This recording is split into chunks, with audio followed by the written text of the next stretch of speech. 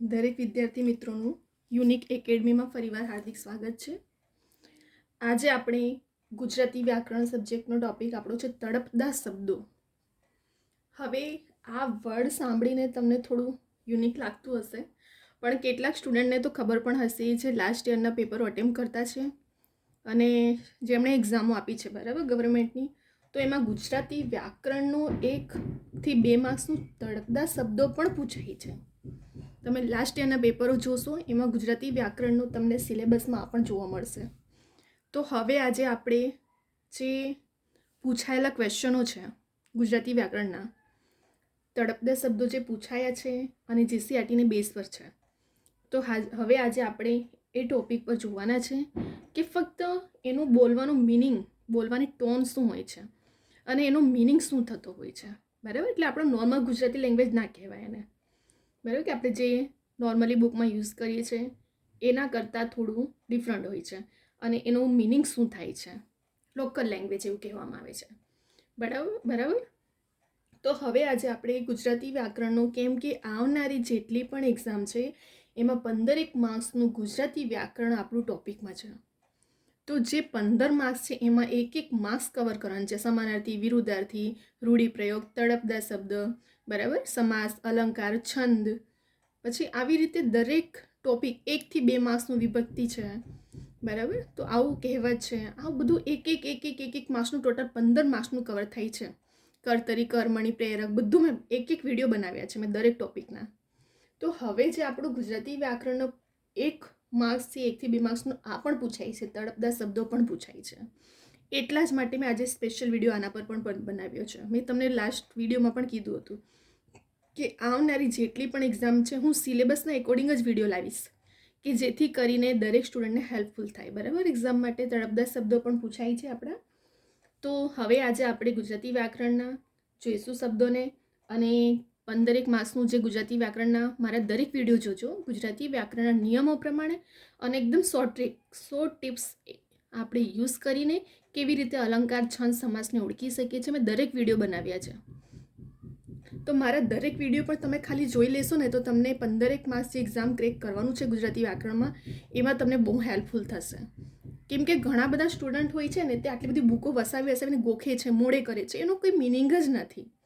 ગુજરાતી વ્યાકરણ એ એવો સબ્જેક્ટ, એવો ટોપિક છે કે આપણે નિયમો પ્રમાણે ચાલવું પડે. અલંકાર છે, છંદ છે, સમાસ છે, એના નિયમો છે, આપણે એને ઓળખો, એને સમજો અને નિયમ પ્રમાણે ચાલશો ને તો તમને ક્યારેય ગોખું મોડે નહીં કરવું પડશે, બરાબર.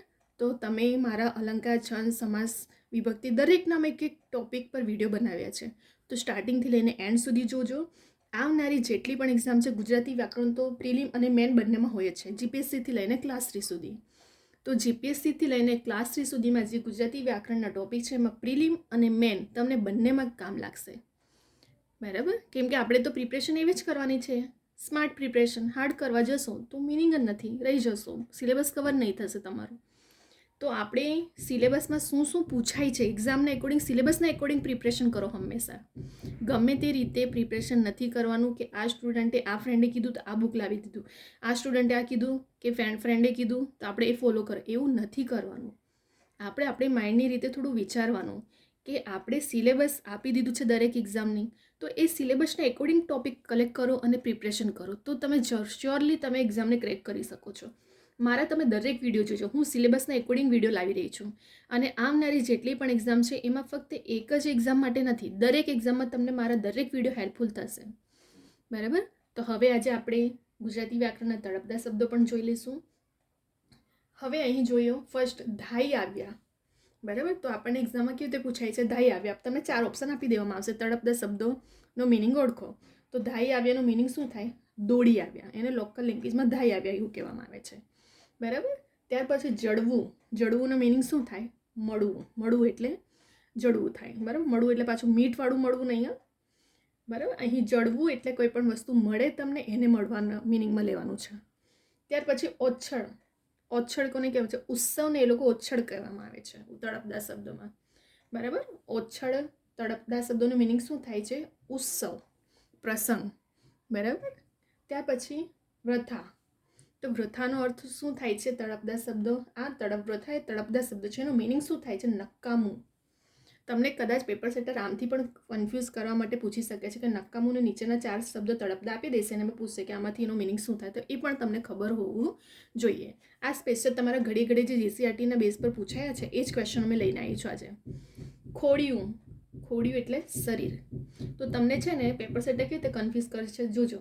ખોડિયું તો એના રિલેટેડ, ખોડિયુંના રિલેટેડ મિનિંગ નીચે 4 ઓપ્શનો મૂકી દેશે અને શરીર એક અલગથી ડિફરન્ટ એક ઓપ્શન દેખાશે તમને. તો એ સ્ટુડન્ટ ક્યાં કન્ફ્યુઝ થશે કે ખોડિયુંનો મિનિંગ જે 4-3 સેમ હશે ને એમાં જ કન્ફ્યુઝ થઈ જશે.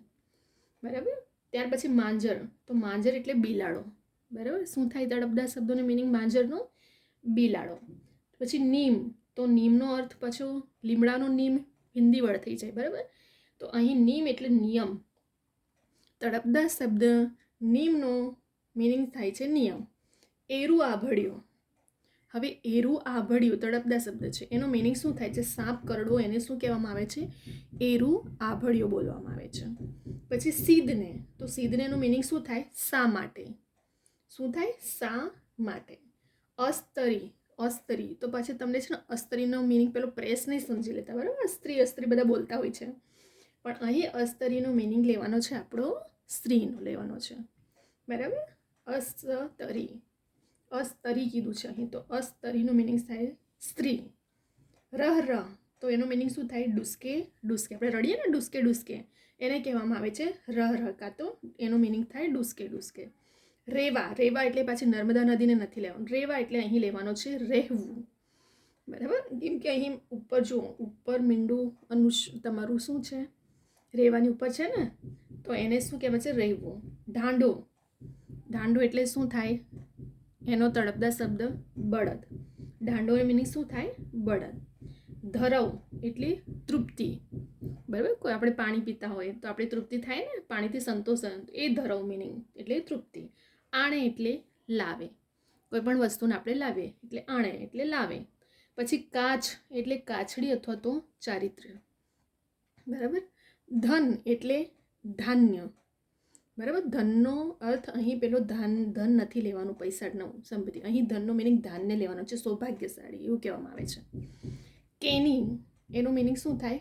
કોઈની. તળપદા શબ્દોનો મિનિંગ અહીં શું થઈ જાય છે? કોઈની. પછી પોર. પોરનો મિનિંગ શું થઈ જાય છે? પ્રહર. બરાબર. તળપદા શબ્દ પોરનો મિનિંગ પ્રહર. વછૂટી જવું. વછૂટી જવું એટલે નીકળી જવું. બરાબર. વછૂટી જવું. છૂટી જવું પાછું તમે પેલું છૂટી જવાનું મિનિંગ નથી લેવાનું અહીં. વછૂટી જવું છે એટલે નીકળી જવું છે, એનો તળપદા શબ્દોનો મિનિંગ છે. પરભાતી તો પ્રભાત્યા, સવાર. બરાબર. પરભાતી કહેવામાં આવે છે લોકલ લેંગ્વેજમાં, જેને આપણે શું કહીએ છીએ? પ્રભાત્યા. ત્યાર પછી હાઉકાર. તો હાઉકારને શું કહેવામાં આવે છે? તળપદા શબ્દોનો મિનિંગ સાહુકાર. શું થાય? સાહુકાર. સોંઘારથ. તો અહીં સોંઘારથનો મિનિંગ શું થાય છે? સસ્તાપણું. બરાબર. સોંઘારથનું મિનિંગ શું થાય છે? સસ્તાપણું. પોયરા તો એનું શું મિનિંગ થાય છે? છોકરા. બરાબર. શું થાય છે પોયરાનો તળપદા શબ્દોનો મિનિંગ? છોકરા. ડોહાડી. તો ડોહાડીનું મિનિંગ શું થાય છે તળપદા મિનિંગમાં? ડોસી. શું થાય છે? ડોસી. પહ્યા તો પૈસા. પૈસાને લોકો શું કહે છે લોકલ લેંગ્વેજમાં? પહ્યા. તળપ પહ્યા. બરાબર. એનો ઉચ્ચારણ જોવાનું. ભૂખો તો એનું તળપદા શબ્દનું મિનિંગ શું થાય છે? ભૂખ્યો. ભાડવું એટલે જોવું. બરાબર. ભાડવું એટલે શું થાય છે એનો મિનિંગ? તળપદા શબ્દનો જોવું. પછી ભીડવું એટલે બંધ કરવું. ભીડવું એટલે પછી લડાઈવાળું ભીડવું નહીં સમજી લેતા, અહીં બંધ કરવું છે એનો મિનિંગ. પછી આણેલા એટલે લાવેલા. જો આપણે છે ને આ જે ઉચ્ચારણ થતું હોય છે ને, પેપર સેટર કન્ફ્યુઝ કરવા માટે એને જ લગતા વળગતા તમને નીચે 4 ઓપ્શન આપશે, તો ધ્યાન રાખજો કે એ નહીં ઓપ્શન આવે. આણેલા જે રીતે અહીં ભીડવું તો પછી બંધ કરવું થઈ ગયું. ભાડવું એટલે જોવું મિનિંગ થઈ ગયો, અને આણેલા એટલે લાવેલા. તો પેપર સેટર તમને માઇન્ડની રીતે ગેમ રમે છે કોમ્પિટિશનને ટફ કરવા માટે. તમારી પાસે કોમ્પિટિશન ટફ છે અને વેકેન્સી લિમિટેડ હોય છે, તો આપણે પ્રિપરેશનને સ્માર્ટલી પ્રિપરેશન કરશું તો જ આપણે કોમ્પિટિશનને ક્રેક કરી શકશું. બરાબર. તો હવે આજે આપણે સ્પેશિયલ જે તળપદા શબ્દો 30 જોયા છે એ ઘડીએ ઘડે પૂછાયા છે અને જીસીઆરટીની બેઝ પર છે, એટલે મેં સ્પેશિયલ એક વિડીયો પણ મેં તમને લાસ્ટ ટાઈમે કીધું કે મેં એટલા માટે જ લઈને આવી રહી છું, જેથી કરીને જે ઓલ્ડ સ્ટુડન્ટ્સ છે એમને તો ખબર હોય છે, પેપર અટેમ્પ્ટ કર્યું હોય છે, પરંતુ જે ન્યૂ સ્ટુડન્ટ હોય છે એમને નથી ખબર હોતું કે તળપદા શબ્દો પણ પૂછાય છે. બરાબર. ગુજરાતી વ્યાકરણનો એક માર્ક્સનો દરેક ટોપિક હોય છે અને ફક્ત એવું નથી કે ક્લાસ 3માં, જીપીએસસીમાં પણ તમે જોશો તો ગુજરાતીમાં વ્યાકરણ એમાં પણ છે, પ્રિલિમ મેન બંનેમાં પૂછાય છે. તો ક્લાસ 1થી આપણે જીપીએસસીથી લઈને ક્લાસ 3 સુધીની જેટલી પણ એક્ઝામો જોશું ને એમાં આપણો ગુજરાતી વ્યાકરણનો ટોપિક આવે છે તળપદા શબ્દો વિશે.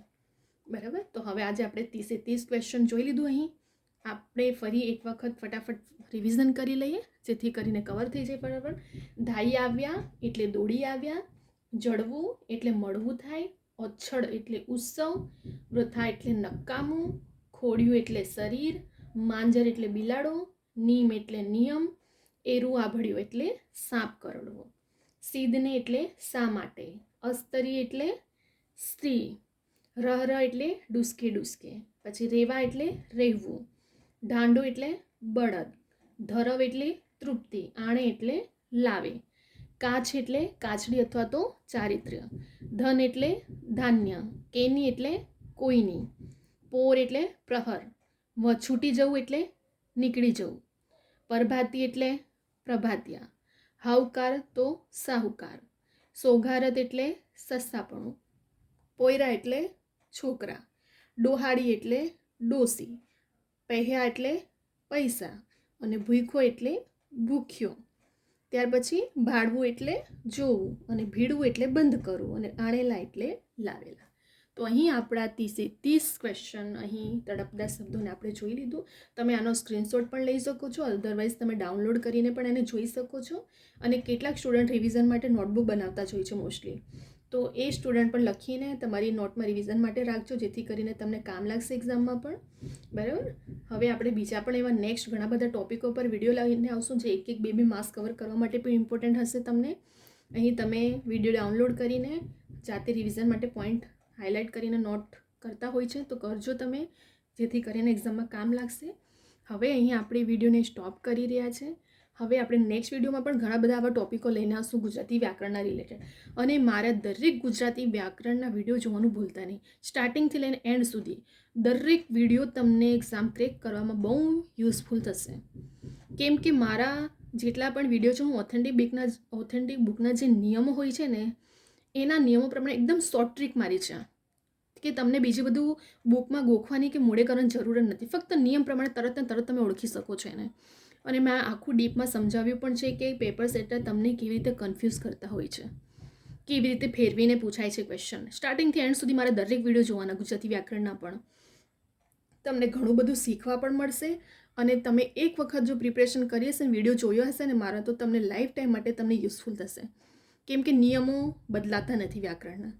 તો એ નિયમો જો શોર્ટ ટ્રીક યુઝ કરશો ને તો તમને બીજા બધા ગોખવા મોડે કરવાની જરૂર નહીં પડશે. ફક્ત તમે નિયમ પ્રમાણે ચાલશો તો ગમે ત્યાંથી પેપર સેટર ક્વેશ્ચન મૂકે આપણને આવડી જશે ત્યાં. કેમ કે નિયમ જ છે અને નિયમની બહારનું કશું ના હોય ગુજરાતી વ્યાકરણમાં. બરાબર. તો મારા દરેક વિડીયો સ્ટાર્ટિંગથી લઈને એન્ડ સુધી જોજો, તમને ઘણું બધું શીખવા પણ મળશે અને પ્રિલિમ મેન બંનેમાં પણ કામ લાગશે. હવે તમે અહીં વિડીયોને આપણે સ્ટોપ કરી રહ્યા છે. તમને આ વિડીયો ગમે તો લાઈક, શેર અને સબસ્ક્રાઈબ કરવાનું ભૂલતા નહીં ખાસ કરીને, અને નોટિફિકેશન માટે બેલ આઇકોન ઓન રાખજો જેથી કરીને જેટલી પણ લેટેસ્ટ રેકોર્ડેડ લેક્ચર કે આવનારી જેટલી પણ લેટેસ્ટ એક્ઝામના રિલેટેડ ઇન્ફોર્મેશન મુકાઈ છે એ તમને તાત્કાલિક મળતા રહી અપડેટ. બરાબર. કોઈ પણ અપડેટ ઇન્ફોર્મેશન હોય છે તાત્કાલિક મૂકવામાં આવે છે અને કોઈ પણ રેકોર્ડેડ લેક્ચર ડેલી અપડેટ થાય છે. કેમ કે હાલમાં ઘણી બધી કોમ્પિટેટિવ એક્ઝામ છે જે તમને ક્રેક કરવા માટે એક વિડીયો મારા બહુ આઈએમપી છે. કેમ કે તમને એમાંથી ઘણી બધામાં short trick, math, reasoning, quantity aptitude, Gujarati grammar, English grammar દરેક ટોપિક છે જ આપણા સિલેબસમાં. અને ફક્ત એક જ એક્ઝામ નહીં, દરેક એક્ઝામમાં સિલેબસમાં છે જ. તો ગુજરાતી વ્યાકરણ કંઈ એવું નથી કે સીસી એક્ઝામમાં બદલાઈ જવાનું છે અને કોન્સ્ટેબલમાં બદલાઈ જશે. વ્યાકરણ તો સેમ જ રહેવાનું છે ને. તો દરેક એક્ઝામમાં હું એવા જ વિડીયો લઈને આવીશ કે જે દરેક એક્ઝામમાં તમને યુઝફુલ રહેશે. અને ક્રેક કરવા માટે મારી શોર્ટ ટ્રીક, શોર્ટ મેથડ પણ જોજો દરેક વિડીયોમાં, તમને બહુ ઇમ્પોર્ટન્ટ લાગશે અને તમને એક્ઝામ તમે ક્રેક કરવામાં બહુ હેલ્પફુલ થશે. એક નાના પોઈન્ટ હું હાઇલાઇટ કરું છું, ક્યાં સ્ટુડન્ટને કન્ફ્યુઝન થતું હોય છે, ક્યાં સ્ટુડન્ટ મેરિટમાં આવતા રહી જતા હોય છે અને ક્યાં નાની ભૂલોના લીધે બ્રિલિયન્ટ સ્ટુડન્ટો રહી જાય છે. મેં એક વસ્તુ હાઇલાઇટ મારા દરેક વિડીયોમાં કરી છે. તો એ જોવાનું ભૂલતા નહીં. સ્ટાર્ટિંગથી લઈને એન્ડ સુધી મારા દરેક વિડીયો જોજો. અને મારી ઇન્સ્ટાગ્રામની આઈડી છે કવિતા યુનિક એકેડમીની, જેમાં પણ તમને કોઈ ક્વેરી ક્વેશ્ચન હોય એક્ઝામના રિલેટેડ મને પૂછી શકો છો. ઘણા સ્ટુડન્ટને હેલ્પ મીન્સ કે પૂછી રહ્યા છે અને એમને સોલ્યુશન પણ મળી રહ્યું છે. તો કોઈ પણ પ્રોબ્લેમ હોય, કોઈ પણ ક્વેશ્ચન ક્વેરી હોય એક્ઝામના રિલેટેડ, તમે મને પૂછી શકો છો. અને જે રીતે યુટ્યુબ પર આપણે recorded lecture daily update channel પર કરી રહ્યા છે, તો સબસ્ક્રાઈબ કરવાનું ખાસ ભૂલતા નહીં અને નોટિફિકેશન માટે બેલ આઇકોન ઓન રાખજો, જેથી કરીને ડેલી અપડેટ, ડેલી તમને રેકોર્ડેડ લેક્ચર મળતા રહે. તો હવે આપણે અહીં જેમ કે કીધું કે સ્ક્રીનશોટ ડાઉનલોડ કરી શકો છો. બીજા બધા સ્ટુડન્ટને પણ શેર કરો, જેથી કરીને દરેક સ્ટુડન્ટ સુધી આ વિડીયો પહોંચે. ફક્ત એવું નથી કે કોમ્પિટેટિવ એક્ઝામના સ્ટુડન્ટ માટે જ આ યુઝફુલ છે. 8, 9, 10, 11, 12 આપણે ભણીને આવ્યા છે અને એમાં તળપદા શબ્દો પૂછાતા જ હતા, બરાબર, દરેક સ્ટુડન્ટને ખબર જ હોય છે. તો ફક્ત કોમ્પિટેટિવ એક્ઝામને નહીં, દરેક સ્ટુડન્ટ માટે આ યુઝફુલ રહેશે આ વિડીયો. તો દરેક સ્ટુડન્ટને પણ શેર કરજો, જેથી કરીને દરેક સ્ટુડન્ટ સુધી આ વિડીયો પહોંચે અને ન્યૂ સ્ટુડન્ટ છે એમને પણ ખબર પડે પેપરની મેથડને, કેવા કેવા ટાઈપના ક્વેશ્ચનો પૂછાય છે, બરાબર. તો આપણે જે કોચિંગ એફર્ટ નથી કરી શકતા એ સ્ટુડન્ટ સુધી પણ વિડીયો પહોંચે, આપણે દરેકને હેલ્પ કરીએ, બરાબર. અહીં હવે આપણે વિડીયોને સ્ટોપ કરી રહ્યા છે. હવે આપણે નેક્સ્ટ વિડીયો બીજા બધા ટોપિકો સાથે પણ લઈને આવશું અને વિડીયો સ્ટાર્ટિંગથી લઈને એન્ડ સુધી દરેક વિડીયો જોવાનું ભૂલતા નહીં, બરાબર. હવે આપણે સ્ટોપ કરી રહ્યા છે અહીં.